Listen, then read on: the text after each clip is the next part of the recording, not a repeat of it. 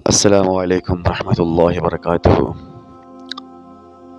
اللہ پاک قرآن میں کہتا ہے کہ یا ایھا الذین آمنوا کتب علیکم الصیام کما کتب علی الذین من قبلکم لعلکم تتقون،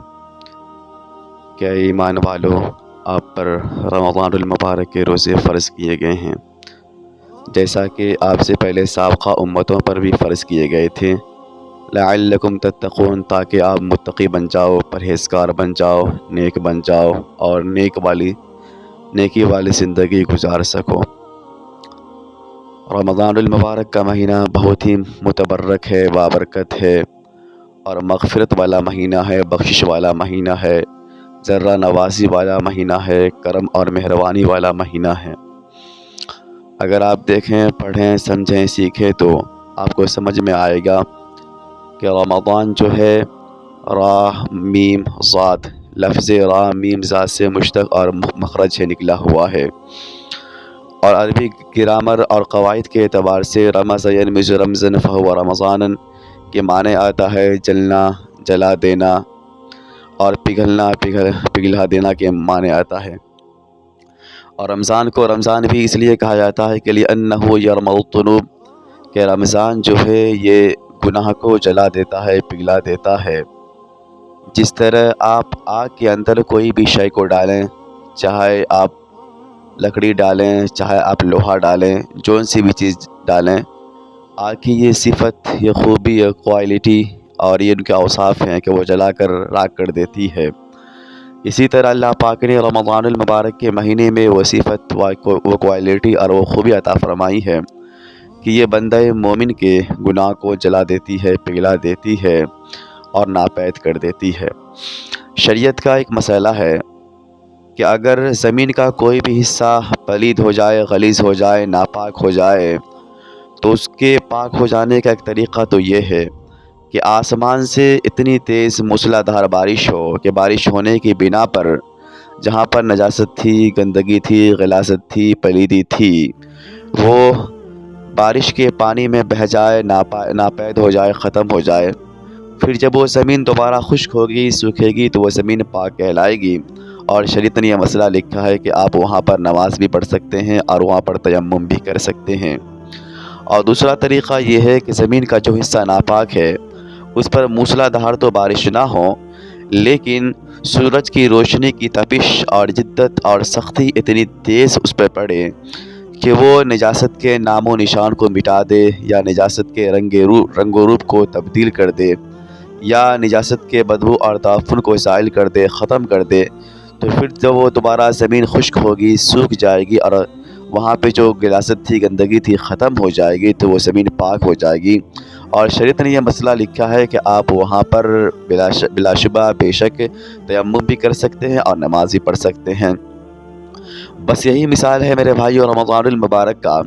کہ رمضان المبارک کے اندر اللہ پاک کی اتنی رحمت، مغفرت اور بخشش اور نوازی اور کرم مہربانی کی برسات ہوتی ہے، برکات ہوتی ہے، بارش ہوتی ہے۔ یا یوں کہیے کہ رمضان کے اندر اللہ پاک کے نور و انوار کے تجلیات کی اتنی حرارت ہوتی ہے، اتنی سختی ہوتی ہے کہ بندہ مومن کے دل سے اور اس کے زندگی سے نجاست کا، گناہ کا نام و نشان مٹا دیتا ہے اور تمثیل آئینہ بنا دیتا ہے۔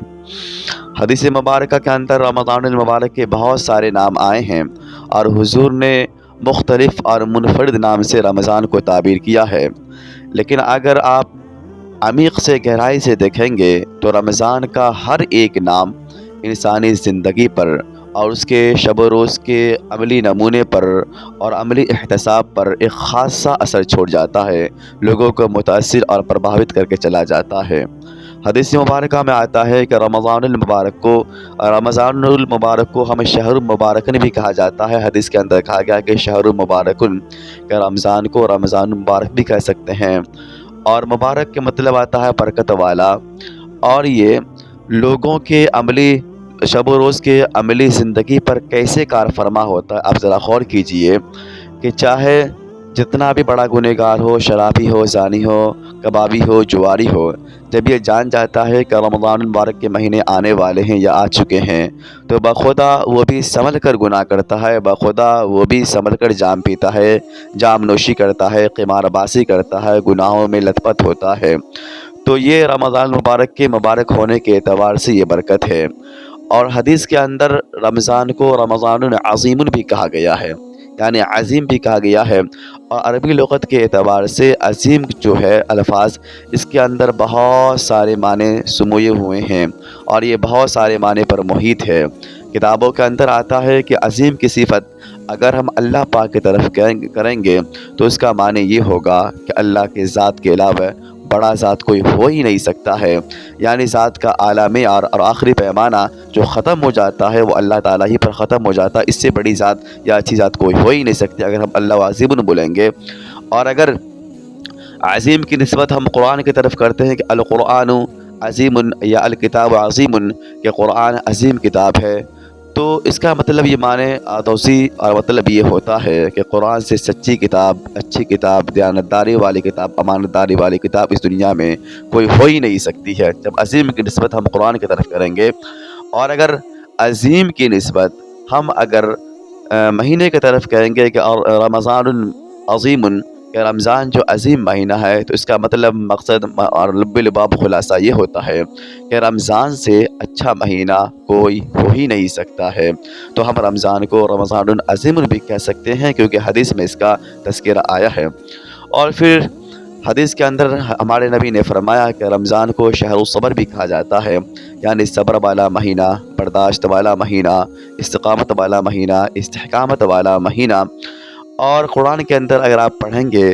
تو 6666 آیت ہے۔ اللہ پاک نے جا بجا قرآن کے اندر کہا ہے کہ ان اللہ مع الصابرین وبشر الصابرین، کہ ہم صبر کرنے والوں کے ساتھ ہیں، برداشت کرنے والوں کے ساتھ ہیں، وبشر الصابرین، اور صبر کرنے والوں کے لیے بشارت ہے، خوشخبری ہے، اور برداشت کرنے والوں کے لیے بشارت ہے، خوشخبری ہے۔ آپ قرآن کے اندر پڑھیں گے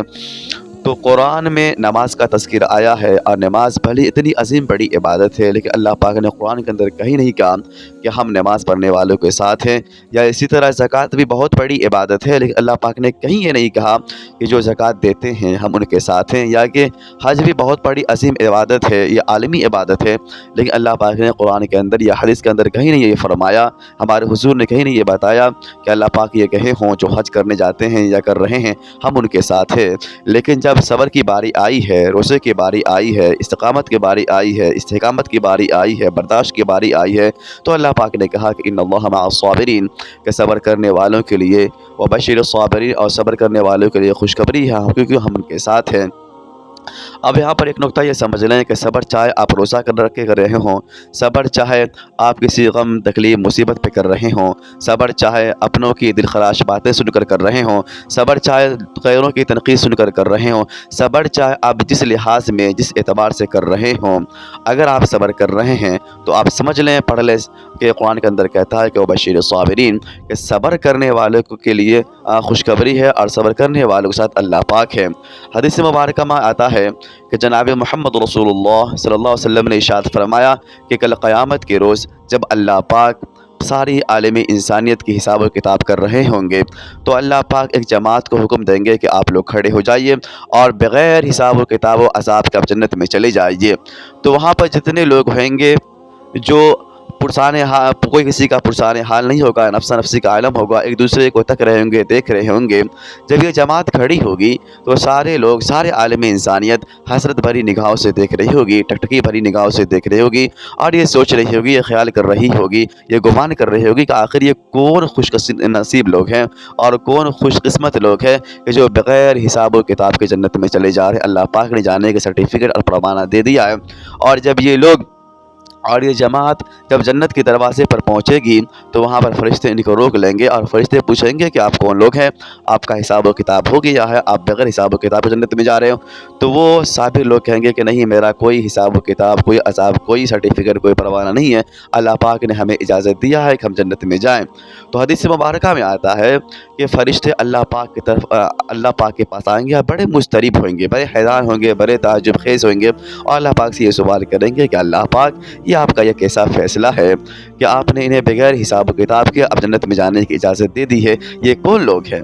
تو اللہ پاک فرمائیں گے کہ جانے دو، پہلے ہی جانے دو، یہ لوگ جو ہے صبر کرنے والے ہیں، برداشت کرنے والے ہیں، اور صبر کرنے والوں کا صلہ جنت کے علاوہ کچھ بھی نہیں ہے۔ وبشر الصابر، اللہ پاک نے کہا دیا ہے کہ صبر کرنے والوں کے لیے بڑی خوشخبری ہے، بڑی بشارت ہے۔ تو میرے بھائیوں، رمضان کا مبارک مہینہ ہمارے سامنے آن پڑا ہے، ہم ان میں صبر کر سکتے ہیں، برداشت کر سکتے ہیں، برداشت کرنے کا مادہ اپنے اندر پیدا کر سکتے ہیں، تو رمضان کو ہم شہر المبارک، رمضان المبارک بھی کہہ سکتے ہیں۔ اور حدیث پاک میں ہمارے نبی نے فرمایا کہ رمضان المبارک کو ہم شہر المواسات بھی کہہ سکتے ہیں، اور مواسات کہتے ہیں غمخواری والا مہینہ، غم گساری والا مہینہ، ہمدردی والا مہینہ، ہم نوائی والا مہینہ،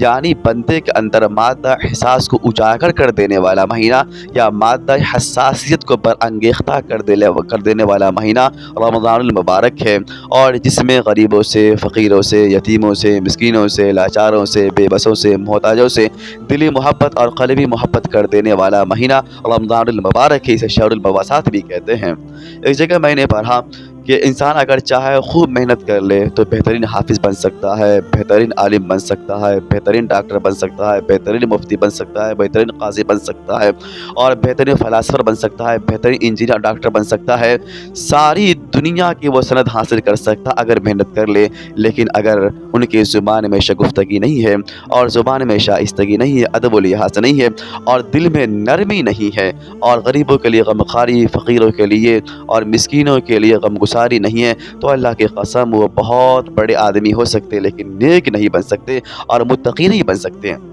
بھلے ہی وہ اپنی زندگی پارسائی میں گزارے، عبادت گزاری میں گزارے، تسبیح خوانی میں گزارے، قرآن خوانی میں گزارے، لیکن اگر ان کے دل میں نرمی نہیں، غمخواری نہیں، غمگساری نہیں، تو وہ نیک نہیں بن سکتا۔ تو میرے بھائیوں، اگر دل میں جب لوگوں کے نرمی پیدا ہوتی ہے، غمخواری پیدا ہوتی ہے، پھر جا کے وہ نیک اور متقی کہلاتا ہے۔ اور اللہ پاک کہتے ہیں کہ ان اللہ یحب المتقین واللہ ولی المتقین، کہ اللہ پاک جو ہے متقی سے محبت کرتے ہیں، متقیوں کا کارساز ہے، متقیوں کا ولی ہے۔ تو نیک جبھی بنیے گا جب ہمارے اندر غمگساری اور غمخواری آئے گی۔ اور الحمدللہ ثم الحمدللہ، رمضان المبارک کا مہینہ یہ ہمارے اندر غمخواری کا اور غمگساری کا بھی مہینہ، غمگساری کا مادہ پیدا کرتا ہے، کیونکہ جب ہمیں پیاس محسوس ہوتی ہے تو پھر پیاسوں کی محسوس کا احساس ہمیں ہوتا ہے، اور جب ہمیں بھوک محسوس ہوتی ہے تو پھر بھوک کا احساس ہمیں اندر محسوس ہوتا ہے۔ تو ہمارے اندر جو ہے رمضان المبارک غمخواری کا مادہ، ہنر، سلیقہ اور بلکہ بھی پیدا کر دیتا ہے۔ تو میرے بھائیوں، رمضان کے مبارک مہینے آ چکے ہیں، ہم لوگ کوشش کریں کہ ہمارے اندر ساری وہ صفتیں اور خوبی پیدا ہو جو ہمارے نبی نے بتا کر چلے گئے ہیں۔ وآخر دعوانا ان الحمد للہ رب العالمین۔